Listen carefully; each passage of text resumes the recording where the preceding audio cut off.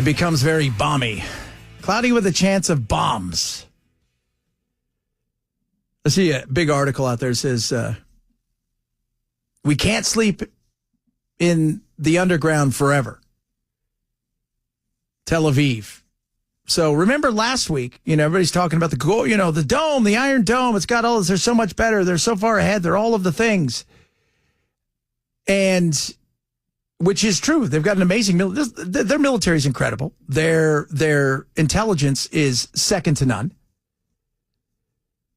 But it's not perfect. And, everybody talks about the Iron Dome. Well, when the Iron Dome's facing very rudimentary things, it is, it's 95%. It's down to 65% as things start to heat up. And Trump saying 2 weeks puts a little damper on, I think, Bibi's goal of getting this thing done sooner rather than later.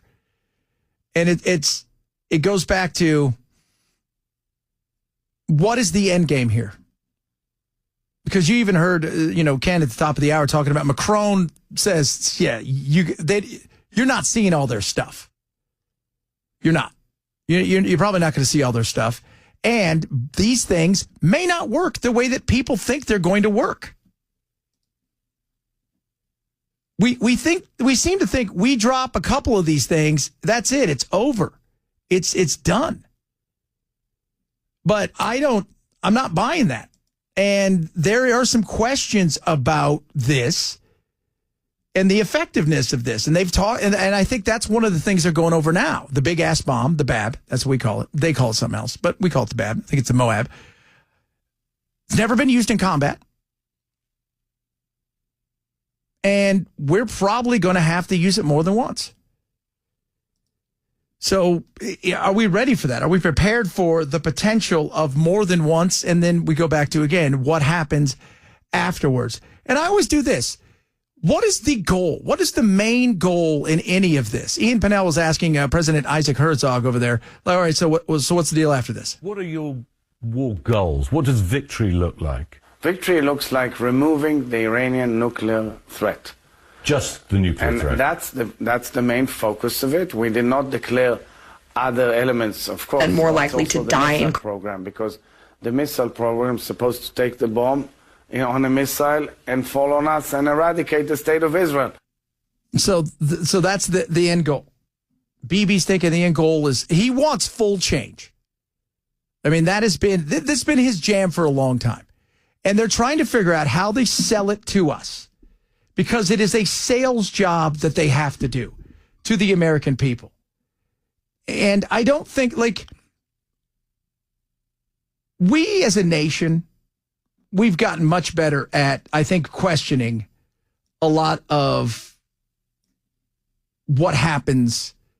And we've become, at some point, a little bit more, conspiratorial. Yeah, everything's a conspiracy. But, fool us once, fool us twice. 30 years ago, when we only had the media in certain situations that we didn't really have any kind of other forms of media, right? We'd have some local papers, maybe some of those little rogue newspapers here and there, but there wasn't what we have today. And what we were being fed, we kind of went on face value because, well, they're not going to do that. But to show you this insanity, we should listen to this. This guy was there. This guy went through it on how we got into Iraq. Remember that? U.S. invade Iraq in 2003. Where did that war come from? If you take out Saddam's regime, I guarantee you that it will have enormous positive reverberations on the region. Well, first of all, it was completely phony pretenses. It wasn't, we were so wrong, they didn't have weapons of mass destruction. They actually did focus groups in the fall of 2002 to find out what would sell that war to the American people. Abe Schultzky, if you want to know the name of the PR genius. They did focus groups on the war.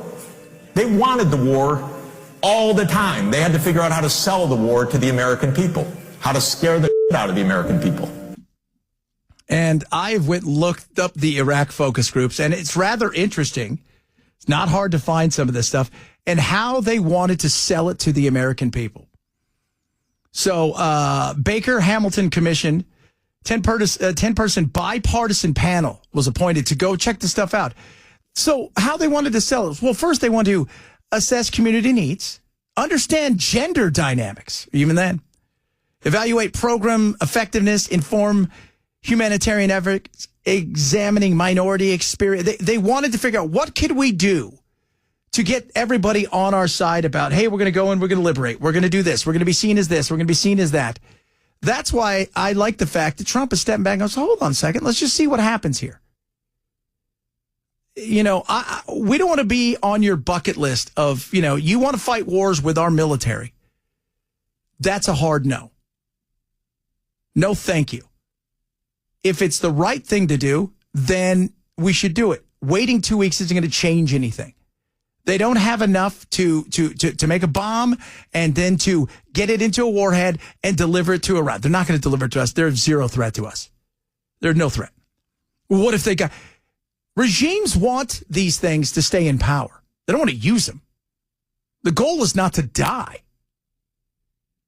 And the goal is not to be overthrown. And Bibi wants an overthrow. That's his goal. He's wanted this for a long time. And they have been a pain in the ass to Israel for a very long time. Now, before this, Iran wasn't. So quick history of how we've been involved in more than a few things. Just want to let you guys know that. So you go back all the way like to the 50s. And so they had, so they always had the Shah, right? So they always had a monarchy. And the monarchy, by the way, still exists. It's just not there. So, and that's one of the people they floated is the son who is an idiot, who is cheering his people being bombed because he thinks he gets to come back into power. That's really not the right way to do that. So you go back a ways. They had a guy, Mohammed, I always screw his name, is Masegeth, I think his name is. I always screw that up, and I'm sorry. He decided, hey, I'm going to take all this oil here, and we're going to nationalize it. We're going to nationalize the oil fields and the companies. And the Brits and the Americans go, the hell you are. The hell you are. And he wanted to limit power to the monarchy. And within 2 years, he was gone. And then they put the Shah in through the help of the CIA and MI5. So lo and behold, we've got the Shah. You know, the Shah's in there. The Shah's super secular, right? Brings in stuff, allows people to have their lives, limits the role of Islam in the country, you know, builds roads, does all that stuff. But he doesn't like government, limits it, then kind of gets rid of most of the government except for a few of the things that he wants, tortures his people, and it's essentially the uber wealthy in certain neighborhoods. They got super wealthy. America comes in, everybody's loved. But he had a great relationship with Israel. He had no problem with that.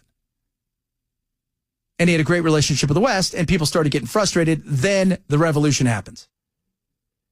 And people who were Muslims were getting crushed, especially the Sunnis over there and the Shias. I mean, it depended who wanted to get ahead. They were going to thump you down.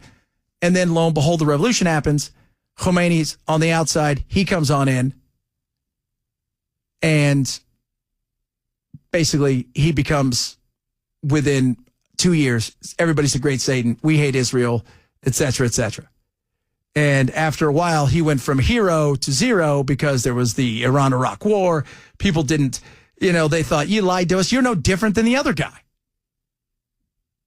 And now Bibi wants to bring somebody else in. And my people tell me he wants somebody that is completely just absolutely void of any religion whatsoever, if he could have his way. Somebody who wants no part of Islam being in part of... That just isn't going to happen. And then that ties us up for a very long time if we decide to regime change. Bunker busters, okay, a couple of those, and we go from there. But if you want regime change, we should have no part of that. Because we don't know who the next person is at all. And we assume that, because if you're going to regime change, you're not doing it so you can hand it back to the people. You're doing it so you can pick somebody who can then do the things you want them to. That's the puppet state. So this will be very interesting in the next 24 to 48 hours, because I still think there's some stuff that could happen, because it's a Friday and because I did my shows for the day, Ken. So you know that, God wants me to go do more shows later. It's his goal. And know that Iran has never been conquered. It is so hard to get in and out of, surrounded by mountains. It is a tough place. There's 3 nations, I think, on the planet that have never been conquered and colonized. And Iran is one of them. And I think one of them's like Liberia. And it's another small little, tiny place. But Iran is that place. And so how do we do this? Because if you're going to do this, you've got to eventually go in. Does it have to be our guys? Well, we're not moving all these people over there. As I said last hour, you didn't get dressed up for nothing. So what does that battle look like? I don't know. Hopefully nothing. Hopefully cooler, calmer heads will prevail. And here's something. And Ken, what do you think of this? All right, I'm throwing this to you guys. If the Supreme Leader says, come take all of our nuclear stuff, but you guys got to figure out a way to make sure that we have enough for civilian power and whatnot. Do you think Bibi and Israel would ever let that go? Or they just want him gone? I think even if they got everything they wanted, it wouldn't be enough. So we'll see. They launched their planes a few hours ago. I'm not quite sure what that's entailing, but what I do know is this isn't over by any stretch. And currently Trump is meeting with his folks, and they're meeting. I don't know how. Do we have any news about the meetings in Europe? I haven't heard anything other than they were meeting. But the Americans are not involved in that. Neither is Israel. Yeah, so neither is Israel. So it's weird that, much like with Ukraine, everybody seems to be talking around the people rather than to them.